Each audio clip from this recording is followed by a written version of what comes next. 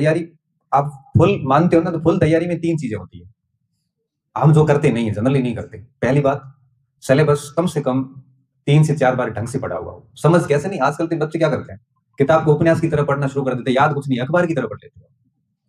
At least paragraph पढ़ा है आपने, टॉपिक पढ़ा है, तो टॉपिक पढ़ने के बाद में आप वापस याद कीजिए कि पढ़ा क्या था।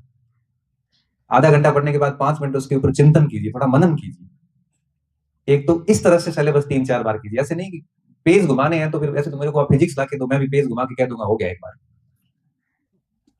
फुल तैयारी में दूसरी जो बात आती है वो आती है आपके सिलेबस का मोस्ट पोर्शन। जैसे 100% सिलेबस आप कोशिश करो कि 90-100% तैयार करो। हम क्या करते हैं, जो हमें नहीं आ रहा उसको हम लगातार छोड़ते जाते हैं, जो आ रहा है उसको हम बार बार पढ़ते जाते हैं। अंदर से लगता है कि पढ़ा हुआ, लेकिन 15 टॉपिक ऐसे जो हमने टच नहीं किया है। अब पूर्ण सिलेबस पढ़ा नहीं, चीजों को समझा नहीं, पैराग्राफ वगैरह पढ़े याद किए नहीं, निष्कर्ष उसका निकाला नहीं, और इस डर से अभ्यास किया नहीं, तो फिर परीक्षा हॉल में गलतियां ही होगी। तो वो बच्चा कभी गलती नहीं करता जिसने पाठ्यक्रम को 3-4 बार बहुत अच्छे से पढ़ा, बहुत गहराई से चीजों को समझा है।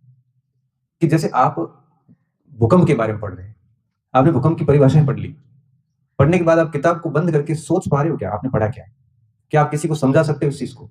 इस प्रकार 3 से 4 बार जिसने सिलेबस किया, और practice, more and more practice, जितने आप प्रश्न मिला सकते हो उतने मिलाइए। ये वो बात होगी कि भाई गाड़ी चलानी किसी को, और आपने गाड़ी चलाने के नियम सारे याद कर लिए, क्या गाड़ी चलाने के नियम याद करने से आप गाड़ी चला पाओगे? नहीं चलाओगे आप। आपको सीट पे बैठना पड़ेगा, प्रैक्टिस करनी पड़ेगी, तभी आपका हाथ दक्ष होगा। तो आजकल के बच्चे प्रैक्टिस नहीं कर पाते सर, टेस्ट के पैसे जमा करते हैं, टेस्ट नहीं देते।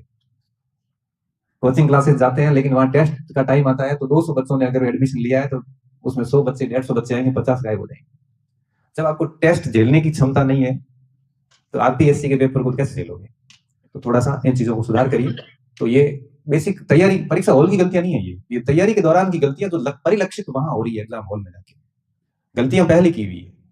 पर दोस्त हम भली देते हैं, भाई हमारे कर्म खराब, जो भी पढ़ाई की नहीं, कर्म खराब कहां से होगा।